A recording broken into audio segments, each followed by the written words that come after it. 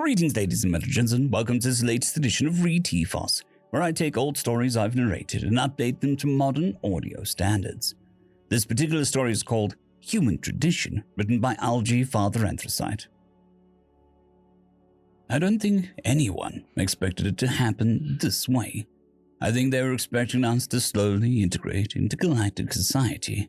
That's not what happened. Earth was admitted into the galactic legal quorum, and nearly a third of humans left the planet. They spread across every sector of known space. The ones who could afford it would pay to travel.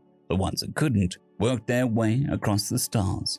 Plumbers, electricians, cooks, longshoremen, laborers of all variety. If there was a birth, there was a human. It didn't matter how bad the job looked on paper, a human would apply just to get to the next system. There were problems, of course. Cultural differences, philosophical differences, xenophobic attitudes towards a mostly unknown species. In general, though, most people were forgiving about the new kids making some social gaffes, and humans learned quickly to check what kinds of facilities were available before signing up on a ship. The funny thing about humans, though, is that we always kept track of the date on Earth. Oh, we learned the galactic standard timekeeping methodology, but we always knew when to call home and say happy birthday, when to fast for Ramadan or Easter, or wish family a happy new year. Some of these less friendly species would poke fun at us, saying that we couldn't keep track of time properly, or we were never sure of the date, so we had to keep track of 2 different ways to be sure. But we didn't mind. George had been casually buying ingredients for the last few months.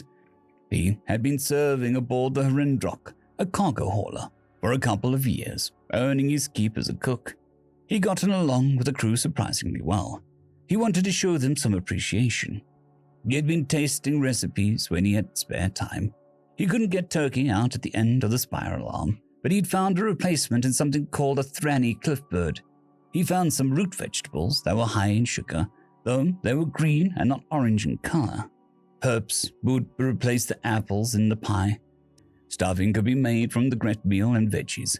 He had made stock from the bones left after the practice run, so he could use that in the stuffing and gravy. He had spoken to the captain and gotten permission, and spent the whole day prepping everything from scratch. Finally, he called the captain and told him it was time. The captain called the crew to the mess hall.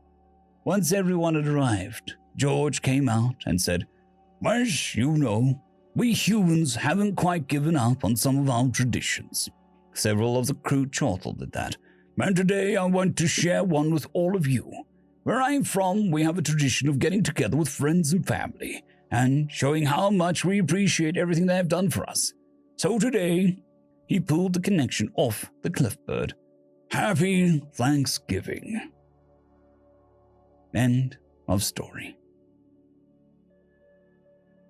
I'd quickly like to thank the T5 peeps: Cold War Boomerwaffen, Severin Cerberus, Bushmaster 177, Henry the Red, Caspar Arnholtz, Cold War Boomerwaffen, Elijah Silvercross, Dragzoon WRE, and Severin Cerberus. Thank you very much.